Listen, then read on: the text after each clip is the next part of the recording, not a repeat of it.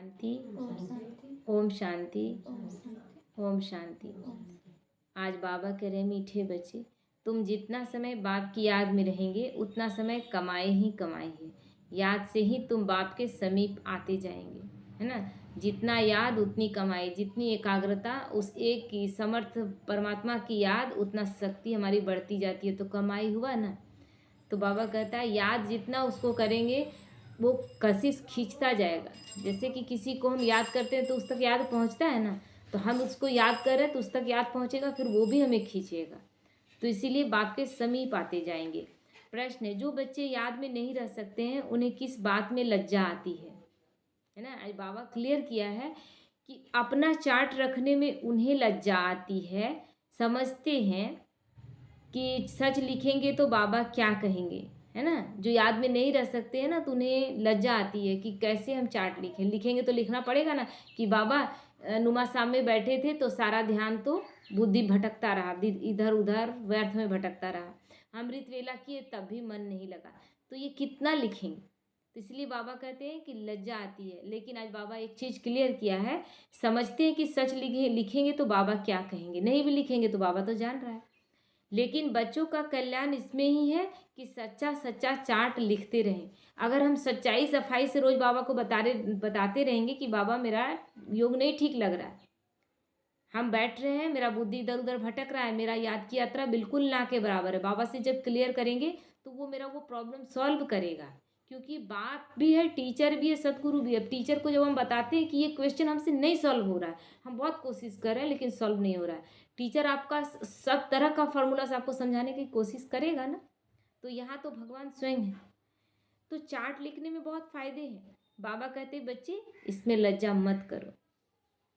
ओम शांति। रूहानी बाप बैठकर बच्चों को समझाते हैं, अब तुम बच्चे, आज क्लियर किया बाबा कि अब तुम बच्चे 15 मिनट पहले यहाँ बाप आकर बाप की याद में बैठते हो, मुरली से 15 मिनट पहले, है ना। अब यहाँ और तो कोई काम है नहीं, तो बाबा कहते हैं कि मुरली से 15 मिनट पहले अगर बैठ जाएंगे तो वो क्या होता है, योगयुक्त अवस्था में आप पूरे घंटे मुरली सुन पाएंगे। बाप की याद में ही आकर बैठते हो। भक्ति मार्ग में तो बाप का परिचय है नहीं, यहाँ बाप का परिचय मिला है और बाप कहते मामेकम याद करो। मैं तो सब बच्चों का बाप हूँ। बाप को याद करने से वर्षा तो ऑटोमेटिकली याद आना चाहिए ना। छोटे बच्चे तो नहीं हो ना, भल लिखते हैं कि हम 5 मास व 2 मास के हैं, परंतु तुम्हारी कर्मेंद्रियां तो बड़ी है, ऑर्गन्स बड़े हैं ना, छोटे बच्चे का ऑर्गन्स तो नहीं है। तो रूहानी बाप समझाते हैं कि यहाँ बाप और वर्षे की याद में बैठना, एक छोटे बच्चे को ज्ञान समझाएंगे सो और एक बड़े आदमी को समझाएंगे, अंतर है ना। उसका ऑर्गन्स छोटा है, उसका मस्तिष्क में उतना विकास अभी नहीं हुआ है तो कम समझेगा, लेकिन जो समझदार है ऑलरेडी लौकिकता में, वो तो ज्ञान को समझेंगे ना। तो जानते हो कि हम नर से नारायण बनने के पुरुषार्थ में तत्पर हैं, वह स्वर्ग में जाने के लिए पुरुषार्थ कर रहे हैं। तो यह बच्चों को नोट करना चाहिए कि हमने यहाँ बैठे बैठे कितना समय याद किया। लिखने से बाप समझ जाएंगे, ऐसे नहीं कि बाप को मालूम पड़ता है हर एक कितना समय याद में रहते हैं, वो तो हर एक अपने चार्ट से समझ सकते हैं। अपना चार्ट रोज लिखेंगे ना तो अपने खुद ही समझ में आएगा। इसलिए बाबा बोला याद अच्छा से करते हो या नहीं करते हो, लेकिन चार्ट रोज लिखो कि मेरा याद की यात्रा कैसी है। उससे आपको खुद भी रियलाइज होगा कि मेरा स्थिति में कोई सुधार नहीं है। तो बाप की याद थी या बुद्धि कहाँ और तरफ चली गई, ये चार्ट लिखेंगे तब पता रहेगा। यह भी बुद्धि में है कि अभी बाबा आएंगे तो यह भी याद ठहरी ना, कितना समय याद किया वह चार्ट में सच लिखेंगे। झूठ लिखने से तो और ही 100 गुना पाप चढ़ेगा, क्योंकि झूठ बाबा पकड़ेगा नहीं लिखेंगे। आप लिखेंगे कि हम दिन भर याद में ही रहते हैं तो बाबा पकड़ेगा नहीं, वो तो सब जानता है, लेकिन फिर भी क्यों कहता है कि तुम लिखते हो, यानी तुम महसूस करते हो कि मेरे अंदर ये बदलाव आना चाहिए, तो फिर उस पॉइंट को मैं पकड़कर तुम्हारे अंदर सुधार करता हूँ। तो और ही फिर नुकसान हो जाएगा अगर झूठ लिखेंगे। इसलिए सच लिखना है, जितना याद करेंगे उतना विकर्म विनाश होंगे। और यह भी जानते हो कि हम नज़दीक आते जाते हैं, आखिरी जब याद पूरी हो जाएगी तो हम फिर बाबा के पास चले जाएंगे। फिर कोई तो झट नई दुनिया में आकर पाठ बजाएंगे, कोई वहाँ ही बैठे रहेंगे जिसका जैसा पुरुषार्थ था। जो पूर्ण रूप से सतो प्रधानता में थे वो झट से आकर ब्रह्मा बाबा के साथ रोल निभाने लगेंगे, कृष्ण के साथ। तो वहाँ कोई संकल्प तो आएगा नहीं, वह है ही मुक्तिधाम, सुख दुख से न्यारे। तो भगवान कहते हैं कि सुख धाम में जाने के लिए अब तुम पुरुषार्थ करते हो, जितना जितना तुम याद करेंगे उतना विकर्म विनाश होंगे। याद का चार्ट रखने से ज्ञान की धारणा भी अच्छी होगी। चार्ट रखने में तो फायदा ही है ना, क्योंकि चार्ट रखने से तो ये आपको रियलाइज हो रहा है। बच्चा अपना रोज रोज का अपना करेक्शन करेगा कि मेरा कितना पढ़ाई हुआ, ठीक से हो रहा है नहीं हो रहा है, तब तो वो अपने में सुधार करेगा ना। बाबा जानते हैं कि याद में न रहने के कारण लिखने में लज्जा आती है। बाबा क्या कहेंगे, मुरली सुना देंगे। बाप कहते हैं इसमें लज्जा की क्या बात है। दिल अंदर हर एक बात समझ सकते हैं कि हम याद करते हैं व नहीं करते हैं। कल्याणकारी बाप तो समझाते हैं कि नोट करेंगे तो कल्याण होगा। जब तक बाबा आए उतना समय जो बैठे उसमें याद का चार्ट कितना रहा, फर्क देखना चाहिए। प्यारी चीज को तो बहुत याद किया जाता है ना, भगवान से भी प्यारा कोई है क्या। कुमार कुमारी की सगाई होती है तो दिल में एक दो की याद ठहर जाती है। हम कहते हैं, जैसे ही पूछेंगे तो फट से कहेंगे कि नहीं, भगवान से प्यारा कोई नहीं है। लेकिन अपने घर में किसी भी आत्मा के साथ कोई दिक्कत हो जाए, देहधारी के साथ, फिर बाबा याद नहीं आता है ना। उससे बाबा उस समय उस देहधारी के प्रति आपका लगाव झुकाव खींचेगा कब इसका ठीक हो, यानी उससे आपको ज़्यादा लगा, भगवान से नहीं। रात दिन उसी को चिंता। फिर कैसे हम कह देते हैं कि भगवान सबसे प्यारा है। भगवान जब प्यारा रहेगा तो किसी के तरफ खिंचाव नहीं। भगवान जब प्यारा होगा तो भगवान ही सब कुछ देखेगा, क्योंकि उससे हमको निश्चय बुद्धि है कि वो सब कुछ अच्छा मेरा करेगा ही। तो बाबा कहते हैं फिर शादी होने से पक्की हो जाती है। कुमार कुमारी का अगर सगाई हो जाता है तो दिल में रहता है ना, दोनों के एक दूसरे के प्रति आकर्षण रहता है। केवल सगाई हुआ है लेकिन दोनों एक दूसरे की याद में रहेंगे, भविष्य के सपने सजाएंगे कि कैसे साथ में रहेंगे। फिर शादी होने से और भी पक्की हो जाती है। बिगड़ समझ देखे समझ जाते हैं कि हमारी सगाई हुई है। अभी तुम बच्चे जानते हो कि शिव बाबा हमारा बेहद का बाप है, बल देखा नहीं है, परंतु बुद्धि से समझ सकते हो कि वह बाप नाम रूप से न्यारा है। तो फिर पूजा किसकी करते हो, नाम रूप से तो न्यारा नहीं है, तो याद क्यों करते हो। नाम रूप से न्यारी बेअंत तो कोई चीज होती नहीं। जरूर चीज को देखा जाता है तब वर्णन होता है ना, चीज ही नहीं, उसका नाम ही नहीं, रूप ही नहीं, फिर इतना इतना आरती कैसे गा दी है उसके बारे में, इतना महिमा का गीत कैसे गा रहे हैं। तो आकाश को भी देखते हैं ना, बेअंत कह नहीं सकते। शक्ति भक्ति मार्ग में भगवान को याद करते हैं, हे भगवान, तो बेअंत थोड़ी ही कहेंगे कि जिसका कोई अंत न हो। हे भगवान कहने से तो झट उनकी याद आती है, तो जरूर कोई चीज है तब तो याद आती है। आत्मा को भी जाना जाता है, देखा नहीं जाता है। आत्मा को महसूस अब करने लगे हैं ना, करते हैं कि नहीं। शुरू शुरू एक बार बाबा सबको पूर्ण रूप से महसूस कराया है ताकि बच्चों का निश्चय बढ़ जाए, इसलिए हम सबके साथ ऐसा हुआ है। सबको अलग अलग टाइप से हुआ, लेकिन बाबा अशरीरी का भी अनुभव कराया, कैसे आत्मा और शरीर अलग है ये चीज़ का अनुभव करा के। अब बाबा रोज रोज थोड़ी ना कराएगा, और स्थिति अगर रोज रोज रखेंगे तो रोज रोज कराएगा। लेकिन आज स्थिति बहुत अच्छी है। बाबा नहीं कहते कभी बच्चे प्रेम की सागर में डुबकी लगाते हैं कभी कभी, और कभी कभी उतर जाते, कोई डूबे रह जाते हैं, डुबकी लगाए रहते हैं, और कोई निकल जाते हैं बाहर, तो ऐसा भी होता है। तो सब आत्माओं का एक ही बाप होता है, उनको भी जाना जाता है। तुम बच्चे जानते हो बाप आकर पढ़ाते भी हैं, आगे यह मालूम नहीं था कि पढ़ाते भी हैं। श्री कृष्ण का नाम डाल दिया है। श्री कृष्ण तो इन आंखों से देखने में आता है, उनके लिए तो बेअंत नाम रूप से न्यारा कह न सके। श्री कृष्ण तो कभी कहेंगे नहीं माँ में कम याद करो, ये कहेंगे क्या। श्री कृष्ण कैसे कहेंगे, वो तो देहधारी हैं और एक समय के बाद वो फिर दूसरे जन्म में आते हैं, तो उस रूप को कैसे याद करेंगे जो पहला रूप था। फिर तो वो दूसरा जन्म में आके उसका क्वालिटी, उसी आत्मा का क्वालिटी नीचे गिरता गया। वह तो सम्मुख है, उनको बाबा भी नहीं कहेंगे। माताएं तो श्री कृष्ण को बच्चा समझकर गोद में बिठाती हैं, है ना। हर एक स्त्री आज भी अपने बच्चे को कान्हा कहना जरूर चाहती है। तो जन्माष्टमी पर छोटे श्री कृष्ण को बुलाएंगे, क्या सदैव छोटा ही है वो। तो फिर रास विलास भी करते हैं, तो जरूर थोड़ा बड़ा हुआ फिर तो उनके साथ रास विलास किया ना, बाबा क्लियर करता है। तो उनसे बड़ा हुआ, वह क्या हुआ, कहाँ गया, किसी को पता नहीं। इसीलिए लक्ष्मी नारायण को अलग कह दिए, राधे कृष्ण को अलग कह दिए, और एक ऐसा भ्रांति वाला कहानी बना दिए जो महिमा के बजाय ग्लानि हो गया। कहते हैं राधे कृष्ण प्रेमी प्रेमिका है, और शादी वो रुक्मिणी से करते हैं, सत्यभामा से करते हैं। उसके बाद उसमें भी कम पड़ रहा था, 16,108 रानी बना दिए। और राधा को तो पत्नी बनाते ही नहीं, राधा को कहते हैं कि प्रेमिका है। और फिर राधा को लेकर ही सारे मंदिर में वो बैठे हुए हैं। तो लोग हम ही बता रहे हैं सबको, और हम ही पर लोग व्यंग भी कर रहे हैं कि कैसा इन लोगों का ज्ञान है, कैसा इन लोगों का भक्ति है, और कैसे इनके देवी देवता है। तो सच्चाई क्या था? वही राधे कृष्ण जब बड़े होकर गद्दी में बैठते हैं तो लक्ष्मी नारायण के रूप में बैठते हैं। वो उनका छोटा स्वरूप है, शादी से पहले राधे कृष्ण है। तो ये सब कुछ भी पता नहीं, सदैव छोटा शरीर तो नहीं होगा ना, कुछ भी ख्याल नहीं करते। इसीलिए राधे कृष्ण का जवानी का कोई बात नहीं बता पाते हैं, द्वापर में ले जाते हैं, और लक्ष्मी नारायण का बचपन का कहानी किसी के पास नहीं है, क्योंकि राधे कृष्ण उनका बचपन है ये पता नहीं।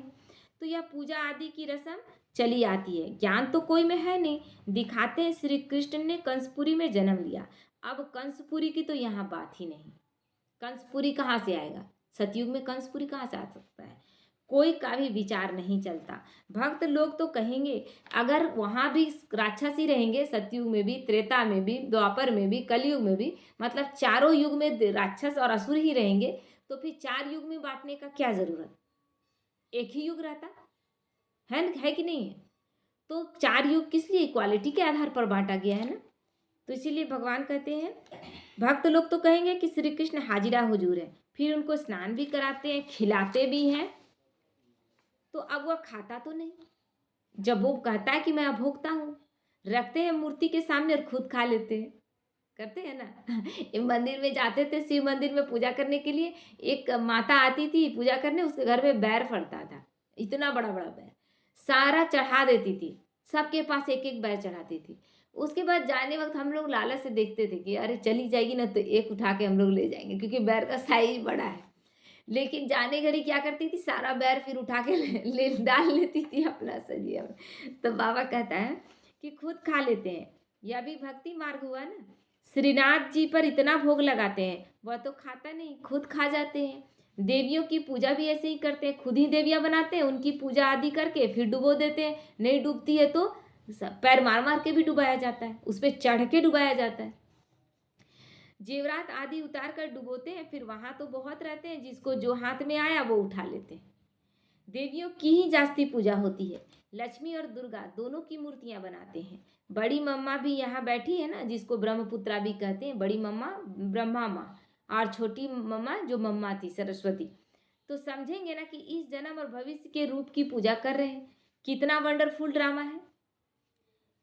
ऐसी ऐसी बातें शास्त्रों में आ नहीं सकती, कहाँ से जानेंगे वो रोल? तो हम अभी ब्राह्मण जीवन का रोल अभी निभा रहे हैं, और शास्त्र द्वापर में लिखे जाएंगे, तो वो जानेंगे कहाँ से कि लिखेंगे? और शास्त्रों में भगवान अभी जब आता है तब ये हम रोल मतलब अपनाते हैं, तो वो लोग जानेंगे कैसे? तो यह है प्रैक्टिकल एक्टिविटी। तुम बच्चों को अब ज्ञान है, समझते हो सबसे जास्ती चित्र बनाए हैं आत्माओं के। जब रुद्र यज्ञ रचते हैं तो लाखों शालिग्राम बनाते हैं। देवियों के कब लाखों चित्र नहीं बनाएंगे? देवियों का नहीं बनाते हैं, लाखों मनुष्यों का बनाते हैं, क्योंकि मनुष्य तो है ना उतने सारे। तो मनुष्य को शालिग्राम, जो बाबा के 33 करोड़ बच्चे हैं उनको शालिग्राम रूप में शिवलिंग के किनारे किनारे छोटे छोटे रूप में बनाया जाता है। तो वह तो जितने पुजारी होंगे उतनी देवियाँ बनाते होंगे। वह तो एक ही टाइम पर लाख शालिग्राम बनाते हैं, उनका कोई फिक्स दिन नहीं होता है, कोई मुहूर्त आदि भी नहीं होता शालिग्राम बनाने का। जैसे देवियों की पूजा फिक्स टाइम पर होती है, उस तरह शालिग्राम का नहीं होता है। शालिग्राम का कभी भी बनाते हैं। सेठ लोगों को तो जब ख्याल में आएगा कि रुद्र या शालिग्राम रचे तो ब्राह्मण बुलाएंगे और रचवा लेंगे। रुद्र कहा जाता है एक बाप को, फिर उनके साथ ढेर शालिग्राम बनाते हैं। वो सेठ लोग कहते हैं कि इतने शालिग्राम बनाओ, उनकी तिथि तारीख कोई मुकर्रर नहीं होती। उसी तरह ऐसे भी नहीं कि शिव जयंती पर ही रुद्र पूजा करते हैं, ये भी नहीं, वो पूजा अक्सर होती रहती है। नहीं, अक्सर करके शुभ दिन बृहस्पति को ही रखते हैं। दीपमाला पर लक्ष्मी का चित्र थाली में रखकर उनकी पूजा करते हैं, फिर रख देते हैं। तो वह है महालक्ष्मी युगल है ना, वो महालक्ष्मी की जो पूजा करते हैं वो 4 भुजा उनका दिखाते हैं, तो नारायण और लक्ष्मी का कंबाइंड स्वरूप का हम पूजा करते हैं दीपावली में। मनुष्य इन बातों को जानते नहीं। लक्ष्मी को पैसे कहाँ से मिलेंगे?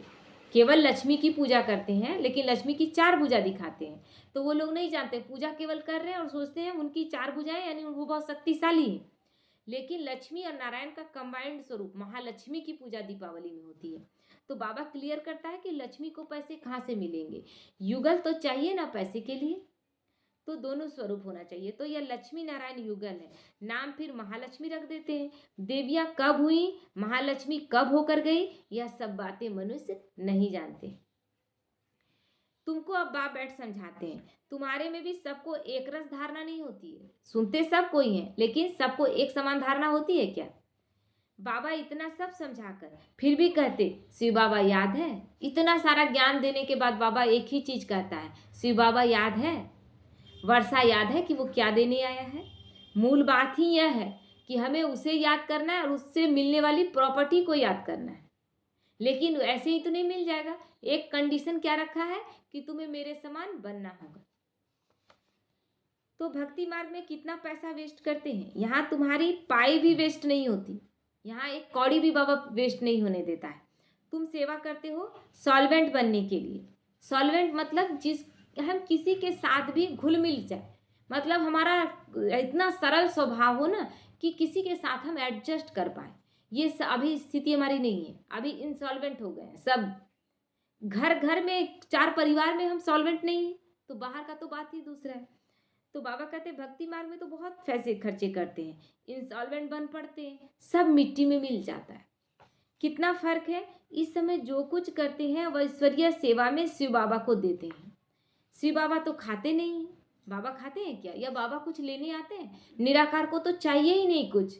एक पाई पैसा भी उसको नहीं चाहिए, क्योंकि वो शरीरधारी होता तब उसको कुछ भी चाहिए, लेकिन वो शरीरधारी तो है नहीं। खाते तो तुम हो। तुम ब्राह्मण बीच में ट्रस्टी हो। ब्रह्मा को नहीं देते हो, तुम शिव बाबा को देते हो। जो भी दान कर रहे हैं ब्रह्मा को थोड़ी दे रहे हैं, दे रहे हैं शिव बाबा को। और उस बदले में शिव बाबा इस यज्ञ को चलवा रहा है, और इस यज्ञ से ही क्या होगा, हमारे लिए ही सतयुग की सृष्टि की स्थापना होगी। तो हम क्या कर रहे हैं, इनडायरेक्टली हम क्या कर रहे हैं, अपने लिए कर रहे हैं ना। तो कहते हैं बाबा आपके लिए धोती कमीज लाई है। बाबा कहते हैं इनको देने से तुम्हारा कुछ भी जमा नहीं होगा। ब्रह्मा बाबा को देंगे तो बाबा कहते हैं उनको देने से कुछ भी जमा नहीं होगा। जमा वह होता है जो तुम शिव बाबा को याद करके इनको देते हो। फिर यह तो समझते हो कि ब्राह्मण शिव बाबा के खजाने से ही पलते हैं। तो बाबा से पूछने की दरकार नहीं है कि क्या भेजूं, या तो लेंगे नहीं, तुम्हारा ही जमा ही नहीं होगा अगर ब्रह्मा को याद किया तो, है ना। ब्रह्मा बाबा को याद करके नहीं देना है, देना शिव बाबा को याद करके, क्योंकि ब्रह्मा भगवान नहीं है। इसलिए बहुत इसमें ध्यान रखना है। ब्रह्मा को तो लेना है शिव बाबा के खजाने से ना। शिव बाबा जैसे हम सबको वर्षा देने आया, उसको भी देने आया है, तो उसको क्यों चाहिए। इसीलिए तो ब्रह्मा बाबा कभी बोला कि मांगने से बोला मरना भला, इसलिए कभी मांगा भी नहीं। तो शिव बाबा यही याद पड़ेगा ना, तुम्हारी चीज क्यों लेवे। किस कोई चीज देगा तो कोई देता है तो वह उस वही याद आएगा। इसीलिए कोई गिफ्ट भी देवे तो कोशिश करें कि वो गिफ्ट हम न लें, क्योंकि हमेशा याद आएगा। जब जब यूज करेंगे वो दिया था, तो वो दिया था देहधारी याद आएगा ना। इसीलिए बाबा कहता है तुम्हारी चीज क्यों लेवे, बीके को देना भी गलत है।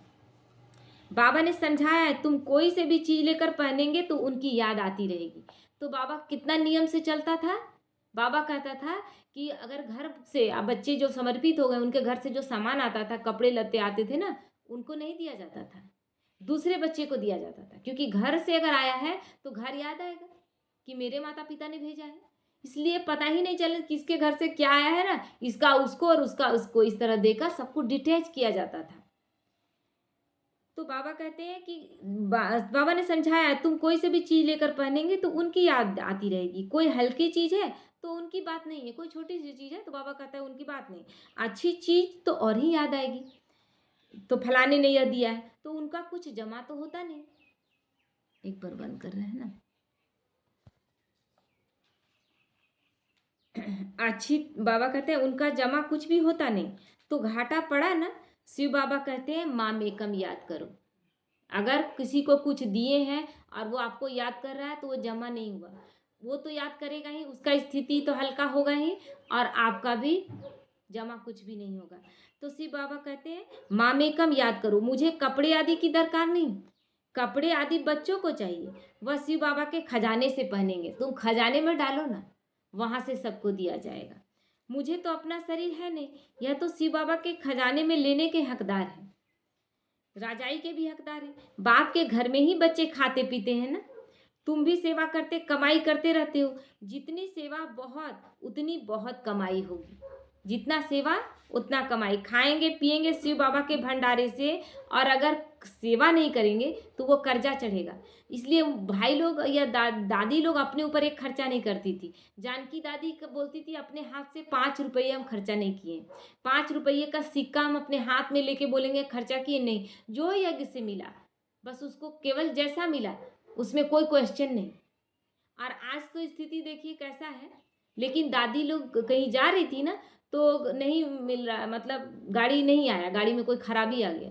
तो दादी बोली कि हम प्रकाश मणि दादी का तो पढ़ने में लगता है कि इतना कोई शक्तिशाली, मतलब जो कहते हैं हर तरह से डाउन टू अर्थ, मतलब कोई दिखावा नहीं।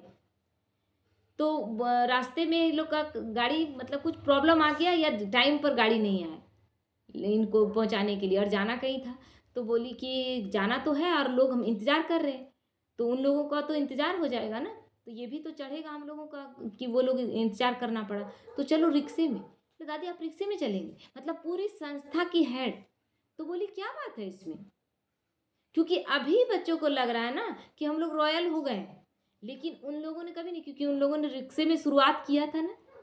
दादी प्रकाशमणि हो, गुलजार दादी हो, कुछ में भी बैठ के ये लोग चले गए। कोई रूम तक, कमरा तक नहीं मिला तो कहीं बाहर में ही टेंट जैसा लगा करके सेवा किए, ये उन लोगों ने किया।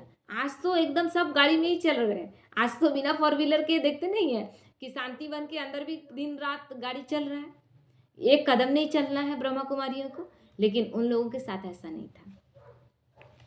तो जगदीश भाई बोलते थे 1 रुपया अपने अति पे खर्च नहीं करेंगे, और अपने पर इतना कम खर्च किए और इतना ज़्यादा काम किए ना कि जब शरीर छोड़े तो भोग संदेश में आया कि बच्चा और दिन रहता ठीक से, लेकिन अपने शरीर पर ध्यान नहीं दिया। तो बाबा कहते हैं उनको नहीं देंगे तो जमा ही नहीं होगा। अगर उनको नहीं देंगे यानी सेवा नहीं करेंगे तो जमा नहीं होगा। केवल खाएंगे पिएंगे तो कर्जा चढ़ जाएगा। शिव बाबा को ही देना होता है। बाबा आपसे भविष्य 21 जन्मों के लिए, बाबा आपको इसके लिए भविष्य 21 जन्मों के लिए पद्मापति बनेंगे। पैसे तो खत्म हो जाएंगे, इसलिए समर्थ को हम दे देते। बाप समर्थ है ना। किसी और को जो दान दे रहे हैं उस दान का तो क्लियर आपको समझ में आ गया कि वो दान कैसा है। किसी को भी दान देंगे, अभी पैसा दान में दिए, आप तो नहीं जान रहे कि वो उसका यूज कैसे करेगा। मान लीजिए वो शराब पी लिया है ना, या कभी कभी क्या होता है, अभी एक दुकान में एक बच्चा आया, मतलब एक जवान लड़का आया और बोला कि चावल में जो जहर अति होता है ना, कीड़ा हो जाता है, उसके लिए एक जहर का एक गोली आता है, वो बंद रहता है ना, उसको चावल में डाल दिया जाता है जिससे कीड़ा नहीं लगता है। तो वो मांगने आया, जो दे रहा था उसको तो आइडिया नहीं, वो गया अपने घर और खा के सो गया, चला गया है ना। अब वो दुकानदार जिसको आइडिया ही नहीं इस बात का कि ऐसा भी हो सकता है, तो तुरंत से जितने दुकानदार हैं अगल बगल के सबने रोक दिया कि नहीं, अब ये इस तरह से नहीं बेचना है। कौन किस मतलब से आ रहा है कैसे जानेंगे। तो हम क्या कर रहे हैं ये बहुत ध्यान रखना है। कोई उस पैसे से शराब पी लिया और कहीं उसका एक्सीडेंट हो गया, तो उसका जो मृत्यु हुआ उसमें, मतलब कहते हैं कि ना चाहते हुए, मेरा इरादा नहीं है लेकिन गैर इरादतन उसमें हमको लग गया, हत्या का दोष लग गया। तो हम क्यों ऐसा करें। तो इसीलिए बाबा कहता है कोई ऐसा असमर्थ दिख रहा है तो उसको बना बनाया खाना दे दीजिए कि तुम भरपेट खा लो, हो गया। तो लेकिन हम लोग क्या करते हैं, पैसा दे देने में बड़ा अपना थोड़ा सा अहंकार भी रहता है कि दिए, दान किए, है ना। तो बस पैसा दे देते हैं और आसान भी लगता है। तो बाप समर्थ है ना, 21 जन्मों के लिए वह देते हैं। इनडायरेक्ट भी ईश्वर अर्थ देते हैं ना। इनडायरेक्ट में इतना समर्थ नहीं है, जो हम भक्ति मार्ग में दे रहे हैं वो इनडायरेक्ट है, और दे रहे हैं तो वो किसी क्या होगा, या तो मंदिर निर्माण होगा या पंडित के पेट में जाएगा। मंदिर निर्माण होगा तो मंदिर से किसी का कुछ सेकंड के लिए, कुछ मिनट के लिए, कुछ घंटे के लिए कोई जाते हैं तो कुछ देर के लिए उनको अच्छा फीलिंग आता है, जीवन में चेंजिंग नहीं आता है। तो अभी तो बहुत समर्थ है क्योंकि सम्मुख है। वर्ल्ड ऑलमाइटी अथॉरिटी इस समय के लिए है। ईश्वर अर्थ कुछ भी दान पुण्य करते हैं तो अल्पकाल के लिए कुछ मिल जाता है ना। ईश्वर अर्थ अगर कुछ भी दान किए तो मिल गया, लेकिन यहाँ वर्ल्ड ऑलमाइटी अथॉरिटी सम्मुख है। यहाँ जो आप दे रहे हैं आपका एक एक पैसा सफल हो रहा है, लेकिन देते घड़ी कोई संकल्प चला कर नहीं। जो है जैसा है बाबा आपके भंडारे से निकाल कर आपके भंडारे में दे रहे हैं, मेरा है क्या। तो यहाँ तो बाप तुमको समझाते हैं कि मैं सम्मुख हूँ, मैं ही देने वाला हूँ। इसने भी शिव बाबा को सब कुछ देकर सारे विश्व की बादशाही ले ली ना। ब्रह्मा बाबा ने एक पल नहीं सोचा, इतना बड़ा परिवार था, पोते पोती थे घर में, इतना बड़ा परिवार, 5 बच्चे, लेकिन एक पल के लिए नहीं सोचा, सब कुछ दे दिया। पत्नी भी सब कुछ दे दी, अपना सारा जेवर। पत्नी को भी पूरा निश्चय है, लेकिन एक नथिया में अटक गई। बोली कि नथिया जरूर रहता है जब तक पति जिंदा रहता है, तो वो नहीं दे रही थी। तो बाबा बोला कि पति तुम्हारा कौन है, मैं हूँ कि शिव बाबा है। तब बोली कि शिव बाबा। तो बोले शिव बाबा तो अविनाशी है, फिर उसके लिए तुमको क्या सोचना कि तुम नथिया दोगी तो कुछ हो जाएगा, सब कुछ दो। सब कुछ दे दिया। तो यह भी जानते हो इस व्यक्त का ही अव्यक्त रूप में साक्षात्कार होता है ना। इनमें शिव बाबा आकर बच्चों से बात करते हैं। कभी भी यह ख्याल नहीं करना चाहिए कि हम मनुष्य से लेवे, किसी से लेने का कोई चीज का विचार नहीं करना है, कोई हमको दे ये सोचना ही नहीं है। जो जितने में है उतने में संतुष्ट रहें, कोई मुझे दे नहीं, मांगने का जरूरत नहीं। कोई अपने से क्या ला कर दिया वो उसका क्या मर्जी था, लेकिन उसमें फिर फंसना नहीं है। कोई दे तब आपका संकल्प क्या चलना चाहिए, बाबा इस निमित्त आत्मा द्वारा मुझे दे रहा है। तो इसीलिए बोलो शिव बाबा के भंडारे में भेज दो। दादी लोग क्या करती थी, अभी उन लोगों को सोने का कंगन पहना दिया जाता है ना भेंट में। क्या सोने का कंगन वो पहनती है? तुरंत पहनाया जाता है गिफ्ट के तौर पर, तुरंत भंडारे में चला जाता है। तो शिव बाबा के भंडारे में भेज दो। इनको देने से कुछ नहीं मिलेगा, ब्रह्मा को देने से कुछ नहीं मिलेगा, ब्रह्मा कुमारियों को देने से कुछ नहीं मिलेगा, और ही घाटा पड़ जाएगा। गरीब होंगे करके 3-4 रुपये की कोई चीज तुमको देंगे, इनसे तो शिव बाबा के भंडारे में डालने से पदम हो जाएगा ना। 3-4 रुपया, एकदम गरीब है, लेकिन 3-4 रुपया भी वो अगर डाल रही है, कोई गरीब है, तो उसका भी हो जाता है, सफल हो जाता है। क्योंकि बाबा के याद में आप निकालते हैं जिस दिन, उसी दिन सफल हो जाता है। और सोचिए कि ये ज्ञान कितना सुंदर है। एक माता अपने गुल्लक में बहुत दिनों से पैसा डाल रही थी और बोली कि मधुबन जाएंगे तो सब पैसा वहाँ डाल देंगे, लेकिन गुल्लक लेकर ही वो चलिए कि गुल्लक सहित वहाँ डाल देंगे। रास्ते में गुल्लक चोरी हो गया, तो वहाँ गई, बहुत रोई। बाबा साकार था, बहुत रोई, इतना रोई ना कि मतलब बाबा हम कितने दिन से एक एक पैसा जमा कर रहे थे। तो बाबा क्या बोला, बच्ची जिस दिन से तुमने निकालना शुरू किया था उसी दिन से तुम्हारा सफल हो गया। तुम मधुबन लेकर चली उसी दिन तुम्हारा सफल हो गया।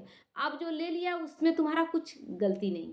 सोचिए, पैसा पहुंचा नहीं, लेकिन मेरा भावना श्रेष्ठ, इसीलिए संकल्प नहीं चलना चाहिए। जिस समय आप अगर यहाँ पर वैसा लोभ वाला चीज रहता तब नहीं ऐसा कहा जाता कि नहीं आप नहीं डाले तो आपका तो नहीं हुआ।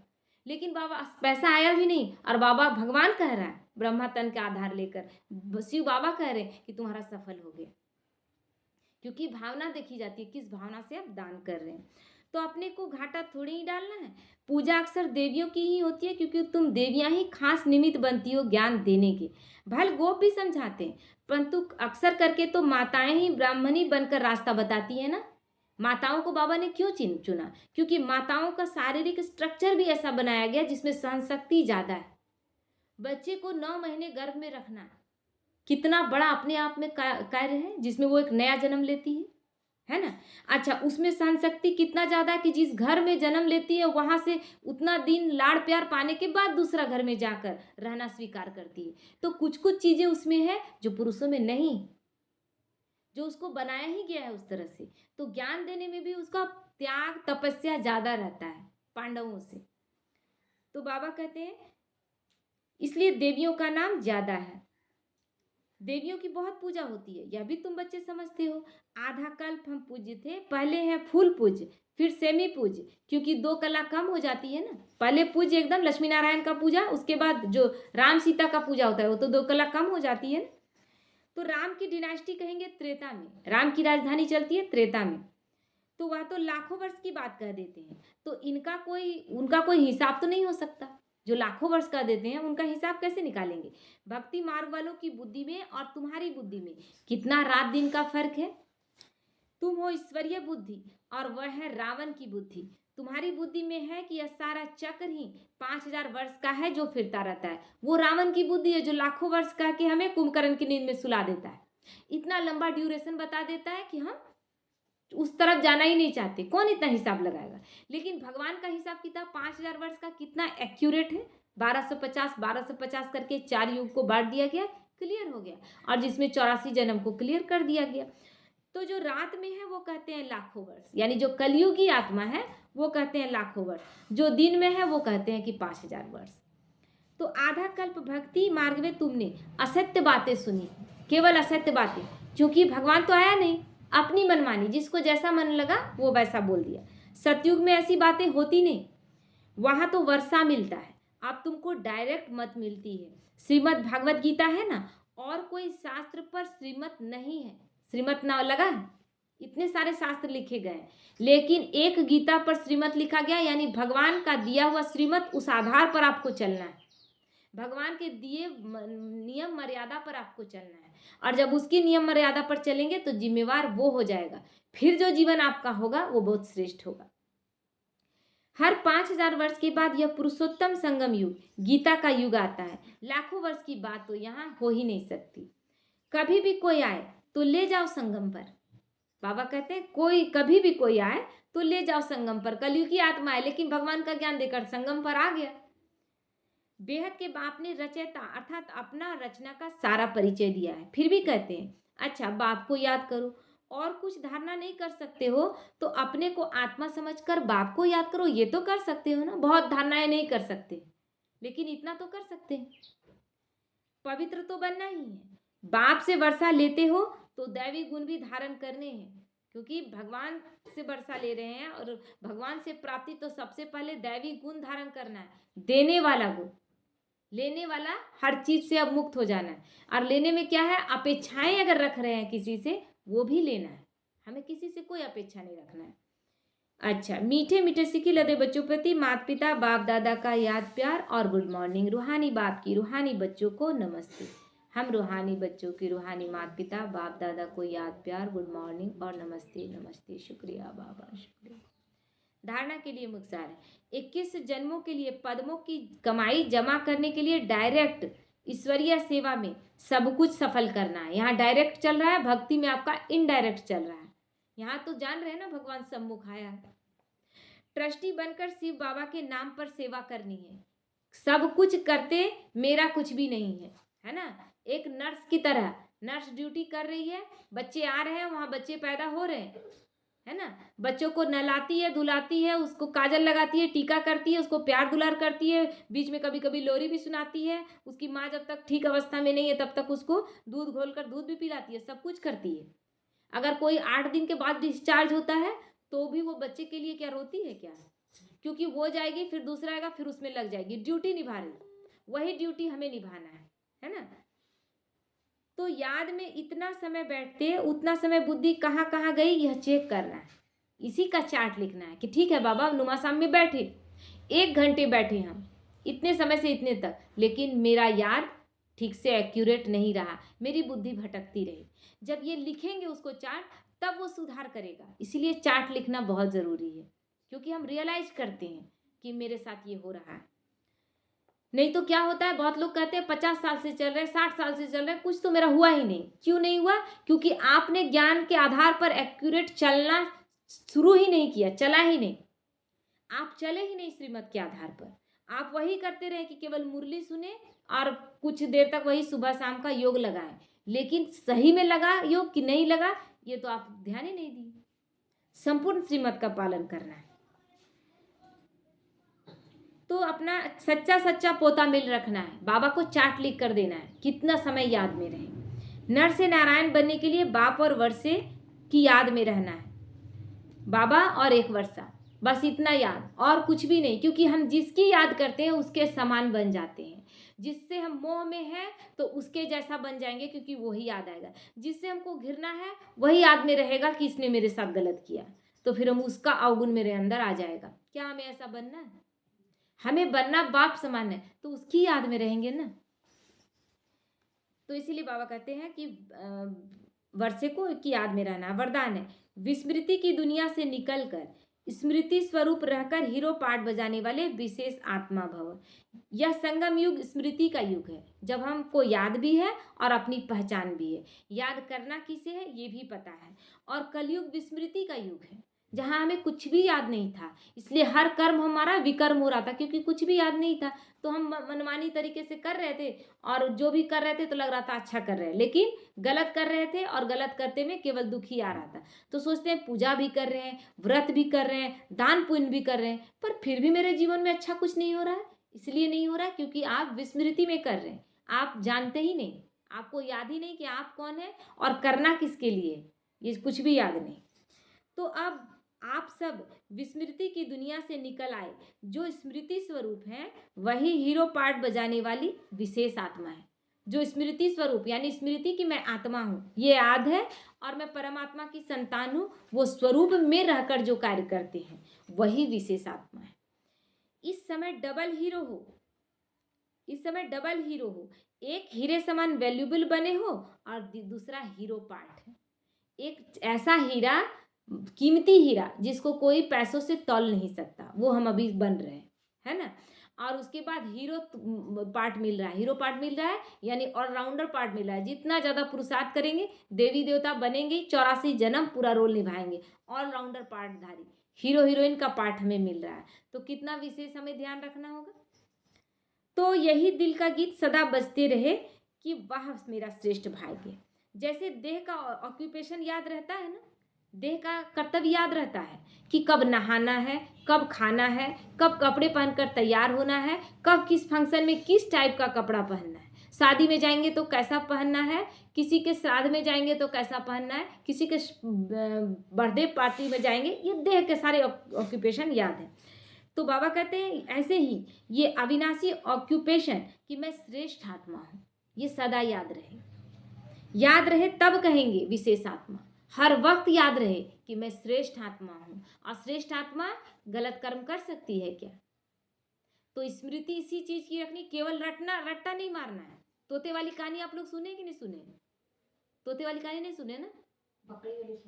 तोते वाली कहानी आप लोग नहीं सुने? तोते वाली कहानी सुन लीजिए तो ये समझ में आ जाएगा कि मैं श्रेष्ठ आत्मा हूँ। केवल सोमान में बोलने मत लगिए मैं श्रेष्ठ आत्मा हूँ, मैं श्रेष्ठ आत्मा हूँ। कुछ तोते को कुछ जो बहेलिया था वो पकड़ रहा था, बहुत छोटी सी कहानी है। तो बहेलिया पकड़ रहा था और जाल बिछा दिया था, और एक डंडी उसमें रखा हुआ था, उसमें बैठकर दाना चुगने के लिए आती थी, और वो खींच देता था, उस पर गिर जाता था जाल में, है ना। और जाल में गिरता था तो पकड़ लेता था। तो एक साधु देख रहा था कि बहुत सारा तोता, वो एक थैली तोता पकड़ लिया। तो फिर उसको लगा कि इतने तोते तो मतलब बंध गए और इनका जीवन बंधन का हो गया, जबकि इनको थोड़ा सा ध्यान रहता, खाते भी दाना को, लेकिन जब वो डंडी खींचता है तब उसको याद रहे कि मैं उड़ सकता हूँ, तो उसको नहीं फंसाया जा सकता। वो पंख फैला कर उड़ सकते हैं, लेकिन उस समय इतना डर जाते कि उन्हें ध्यान नहीं रहता। तो उन बहेलिए को वो कहता है कि ये सारे तोते मुझे दे सकते हो क्या? तो बोला हाँ ले लीजिए, हमको तो बेचना ही है। उसको दे देता है। वो लाता है और उसको सिखाता है कि बहेलिया आएगा, जाल बिछाएगा, फंसना नहीं, फंस भी गए तो याद रखना कि तुम उड़ सकते हो, उड़ जाना पंख फैलाकर। ये सिखाता है, उसको इतना सिखाता है कि वो सब जितना तोता है रट लेता है। अब ये सोचता है कि अब तो तोते को सिखा दिए, इतने सारे तोते को, अब उसको जंगल में छोड़ देंगे और सारे तोतों को भी ये तैयार कर देगा। ये सोचकर वो निश्चिंत हो जाता है और सब तोते को ले जाकर जंगल में छोड़ देता है। अब वो चला जाता है अपना कार्य में। लेकिन कुछ दिन के बाद फिर देखता है कि फिर जाल बिछाया है, वो जो बहेलिया है वो जाल बिछाया है, और सब उसी तरह उल्टे लटके पड़े हैं, पकड़ाए हुए हैं, और तोता सब एक ही आवाज़ में कह रहा है बहेलिया आएगा, जाल बिछाएगा, और तुम देखकर फंसना नहीं, फंस भी गए तो उड़ जाना, कह रहा है लेकिन सब फंस गया है। कहने का मतलब ज्ञान सुने लेकिन ज्ञान धारण नहीं की। सुने तोते जैसा रट्टा मार लिए, सोमान का अभ्यास करते मैं श्रेष्ठ आत्मा हूँ, लेकिन ये ध्यान रखते हुए कि कोई कर्म निकृष्ट न हो, तब तो मैं श्रेष्ठ आत्मा हूँ। कि केवल दिन भर का असाधारण कर्म करें और कहें कि मैं श्रेष्ठ आत्मा हूँ, ऐसे थोड़ी ना होता है। स्लोगन है, हिम्मत का पहला कदम आगे बढ़ाओ तो बाप की संपूर्ण मदद मिलेगी।